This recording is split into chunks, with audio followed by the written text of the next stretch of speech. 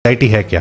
मौजूद लम्हे में ना रहना, मुस्तकबिल के बारे में और माजी के बारे में सोचते रहना, माजी को बदलने का पछतावा कि ऐसा हो जाता वैसा हो जाता, पता नहीं मुस्तकबिल में मेरे बीवी बच्चों का क्या होगा। तो जो इंसान ये सोचता है कि मेरे बीवी बच्चों का मेरे बाद क्या होगा, उसका ईमान नामुकम्मल, उसने पालने वाली सिर्फ पे ईमान नहीं लाया। एंग्जाइटी वसवसे और शक की बीमारी है। आप हर चीज में नेगेटिविटी ढूंढोगे, आप हर चीज पे खुद पे शक करोगे, दूसरों पे शक करोगे, आप इतना आइसोलेटेड हो जाओगे, दिल की धड़कन इतनी तेजी से शूट करेगी, टैकीकार्डिया इतना ज्यादा होगा कि आपको ऐसे लग रहा होगा जैसे आपका दिल बंद हो रहा है। इसी तरह से दम घुटना, सफोकेशन, ये प्रॉपर लोग फील करते हैं। इसी तरह से इतनी जिस्म में थकावट कि 5 मिनट का काम करना भी मरीज के लिए अजाब होगा कि अगर मैं ये 5 मिनट भी काम करूंगा तो पता नहीं मैं सारा दिन कैसे गुजारूंगा। तो उसका नतीजा क्या निकलता है? वो आइसोलेशन में चले जाते हैं, सोशल एंग्जाइटी हो जाती है, बंदों से कतराना शुरू हो जाते हैं, एक कमरे तक बंद हो जाते हैं। और फिर जब भी कोई फीलिंग आती है तो वो सर का दर्द भी तो हो सकता है, लेकिन एक एंग्जाइटी का पेशेंट क्या सोचेगा, कहीं मुझे ब्रेन ट्यूमर तो नहीं है, ठीक है, कहीं अगर पेशाब ज्यादा आ रहा है, एंग्जाइटी में ना जब फाइट एंड फ्लाइट ट्रिगर हुआ होता है तो पेशाब बहुत ज्यादा आता है, तो लोग समझ रहे होते हैं कहीं मुझे गुर्दों का कैंसर तो नहीं है, कहीं मेरे गुर्दे फेल तो नहीं हो रहे। तो इस सेल्फ टॉक भी बड़ा जरूरी है, साइकोलॉजिस्ट से हेल्प लेना भी जरूरी है, लेकिन खुद से कि भाई मेरी मौत का एक दिन मुकर्रर है और मैं वक्त से पहले नहीं जान सकता, और अपने आप को यकीन दहानी कराना कि ए ईमान वालों मजीद ईमान लेके आओ। ईमान शक की वसवसे की नफी करता है। जितना जितना आपका ईमान पुख्ता होता जाएगा उतना उतना ये ख्यालात आपके जहन से निकलते जाएंगे। आप इनका बसेरा अपने दिमागों में करवा देते हैं कि अब अगर कोई नेगेटिव थॉट आई है तो उसको आपने इतनी दफा रिपीट किया ना कि अब वो आपकी जान नहीं छोड़ रही।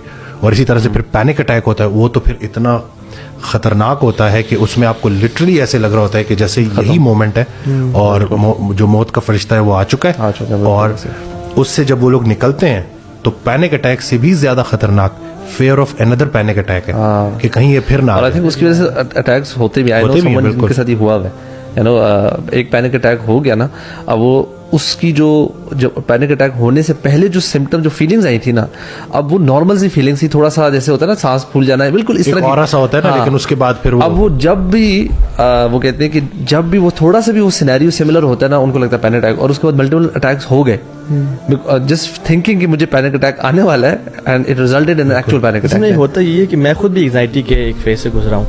ये होता है कि व्हेन यू आर वरिड कि मुझे वो दोबारा ना हो जाए ना, ये जो वरी है ना कि मुझे दोबारा ना हो जाए, मुझे दोबारा ना हो जाए, और आप हर चीज ना जहन में कनेक्शंस बनाते हो, उस वजह से मुझे हुआ था, उस वजह से मुझे हुआ था, पूरे पैकेज बनाते कि क्यों वो होने लगा, क्यों होने लगा। और फिर आपका ना जहन उससे ना यानी एक कनेक्टिविटी डेवलप कर लेते हैं कि जब ये फेज आया तो उसमें वही हार्ट बीट तेज, वो बंदा जो 100 सीढ़ियां चढ़ ले तो सांस नहीं चढ़ता, वो 5 सीढ़ियां चढ़ता है उसको सांस चढ़ना शुरू हो जाता है।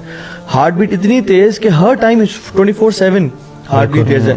फिर होंठों का सूख जाना, प्यास लगना, बार बार वॉशरूम का आना, और अगेन यानी लोगों से बात करने की कॉन्फिडेंस शटर हो जाना, सेल्फ स्टीम लोअर हो जाती है। और यानी अल्हम्दुलिल्लाह I am a confident person, लेकिन जब मैं उस फेज में था ना, I never used to talk. मैं चाहता मैं अकेला रहा हूँ, घर पे मेहमान ना आए, कोई फोन बजना ना दिल की धड़कन तेज, ओह ये क्या न्यूज आई होगी, सुभान अल्लाह ब्रो। इवन घंटी का बजना बाहर कोई आफत आ गई है, serious fear of the unknown. So ये एग्जैक्टली जो है ना, ये पता है वसीम, इसमें कुछ लोग ऐसे भी हैं, those who wake up with anxiety, यानी the life is normal completely fine, but when they wake up at a panic attack तो मैं नहीं कहूँगा, but anxiety attack। ठीक है, आपके पास ऐसे कोई केसेस आए हैं? बिल्कुल, उसकी बहुत सारे केसेस ऐसे भी होते हैं जिनके पीछे कोई वजह नहीं होती, लेकिन जब हम प्रॉपर उनसे बात करते हैं, जब वो खुलते हैं तो पता चलता है कि कोई डिस्टर्ब चाइल्डहुड है, कोई बचपन में कुछ ऐसी चीज देखी थी, कोई एग्जाम क्लियर करना चाहते थे वो नहीं हो पाया, मार्क्स पूरे नहीं आए, यानी कि कहीं ना कोई एक फेलियर है, कोई अनरिजॉल्व कोई मसला चला आ रहा है जो कि चलते चलते यहाँ तक आया है। वो जरा सा जब वो खुलते हैं तो पता चलता है कि पीछे कोई ना कोई बात ऐसी थी। जैसे उस दिन एक साहब आए, वो कहते हैं कि मैं बिल्कुल स्ट्रेस नहीं लेता और चेहरे पे स्ट्रेस ही स्ट्रेस है। तो मैंने कहा कि देखें जी, ये आप रहने दें, ऐसी बात ना करें, जो ये डिनाइल में आप है ना, बगैर स्ट्रेस के हम सरवाइव ही नहीं कर सकते। फिजियोलॉजिकल जो एंजाइटी है, अगर वो एग्जाम से पहले नहीं होगी तो आप पढ़ेंगे कैसे? पहले आप एक्सेप्ट तो करें कि आपकी लाइफ में मसले चल रहे हैं, हर इंसान की जिंदगी में प्रॉब्लम्स होते हैं। बेहतर इंसान वो है जो उन प्रॉब्लम्स को अपने ऊपर हावी ना होने दे। आप अगर एक चीज को एक्सेप्ट ही नहीं कर रहे तो आपने तो पहला स्टेप ही नहीं लिया। तो फिर वो उन्होंने कहा कि नहीं ऐसे, तो फिर मैंने उनको ये भी बताया कि एक वीडियो में देख रहा था, उसमें वो बंदा कहता है कि 2 ही लोग हैं जिनको एंजाइटी नहीं होती, एक साइकोपैथ्स और एक वो जो कि कब्रिस्तान में दफन है। जो जिंदा है ना, उसकी लाइफ के साथ ये प्रॉब्लम्स चल रही हैं और वो हर इंसान की लाइफ में होती हैं। ऐसे पेशेंट से मैं भी मिला, वो कहते हैं मैं स्ट्रेस लेता नहीं हूँ, but sometimes I wake up in anxiety, panic attack हो रहा होता है मुझे और बड़ा लंबा चलता है सारा। तो उनको समझ नहीं आ रही थी कि उनका जैसे ही वो उठते हैं ना, कभी कभी, यानी दिस हैपेंस रेयरली, तो उनको वो अटैक क्यों आता है। जब हमने मजीद डिग इन किया और डीप डाउन गए तो फिर उनको मेमोरीज पुरानी याद आना शुरू हो गई और फिर अल्टीमेटली वो कहते हैं कि हाँ, मैं जब अराउंड 7th 8th क्लास में था, मैं एक रात को उठा और मैं बड़ा डर गया था बिकॉज मैं अकेला सो रहा था कमरे में। यूजुअली मेरे सिबलिंग्स साथ सोते थे और मैं डर गया और डरने के बाद ना, सिंस मैं इतना एक डिसओरिएंटेड उठा ना, मुझे मेरा नाइट सूट मिल रहा था, ना मुझे कोई घर में नजर आ रहा था और डोर लॉक था पेरेंट्स का। तो कहते हैं मैं इतनी टेंशन में था, तो उस टेंशन में ना मैं फिर सो गया और मुझे ना वो कुछ दिन तक टेंशन रही।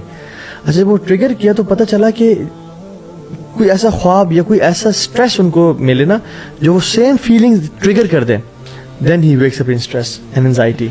तो उसका ये डेफिनेटली ब्रीदिंग टेक्निक्स बड़ी हेल्प करती हैं। बिल्कुल, डीप ब्रीदिंग। बिल्कुल, ये जो मैंने कहा ना, रेस्ट एंड डाइजेस्ट, ये वेगस नर्व के कंट्रोल में है। तो एक चीज, वैसे तो उसमें काफी सारे टेक्निक्स हैं। कुछ लोग कहते हैं कि ठंडा पानी भी चेहरे के ऊपर जोर से मारे, उससे भी रिलीफ हो जाता है। लेकिन जो मुझे सबसे अच्छी चीज लगी ना, कि जब हम पेरिफेरल विजन को एक्टिवेट करते हैं, यानी कि हम कोई अल्लाह की बनाई हुई एक खूबसूरत जगह के सामने खड़े हैं। एंजाइटी का पेशेंट ऐसे उसका टनल विजन होता है ना, वो बिल्कुल फंसा हुआ रहता है, हर वक्त उसके माथे पे एक परेशानी है और वो एक ही जगह को लेके ना, एक ही पॉइंट पे बिल्कुल फंसा हुआ है।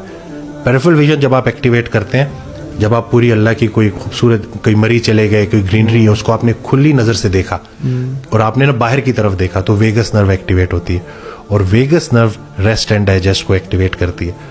बहुत सारे एंजाइटी के पेशेंट्स एसिडिटी की शिकायत कर रहे होते हैं, मैदे का निज़ाम दरम भरम हुआ होता है, डाइजेशन, और उसके लिए फिर वो प्रोटॉन पंप इनहिबिटर्स भी ले रहे होते हैं, मैदे की और अद्वियात भी ले रहे होते हैं। ये हमारा मेन ब्रेन है, मैदा हमारा सेकंड ब्रेन है। जब तक मेन जो ब्रेन है वो स्ट्रेस में है, हाजमे का निज़ाम ठीक नहीं हो सकता। अब आप हद चेक करें कि स्ट्रेस वहीं का वहीं है, उसके ऊपर काम नहीं हो रहा और अद्वियात का अंबार लिया जा रहा है। और ये जो पीपीआई है, प्रोटॉन पंप इनहिबिटर्स, ये विटामिन की डेफिशिएंसी करा देती हैं, खास तौर पे विटामिन B12 की डेफिशिएंसी करा देती है। विटामिन B12 का नर्वस सिस्टम का और रेड ब्लड सेल्स का क्या लिंक है, वो हर कोई देख सकता है आजकल। तो ये नहीं कि वो मेडिकेशंस जो न्यूट्रिशनल डेफिशिएंसीज भी करा रही हैं वो आप ले रहे हो, उनके और भी साइड इफेक्ट्स हैं, लेकिन जो सही थेरेपी थी वो उसकी तरफ आप नहीं जा रहे हो।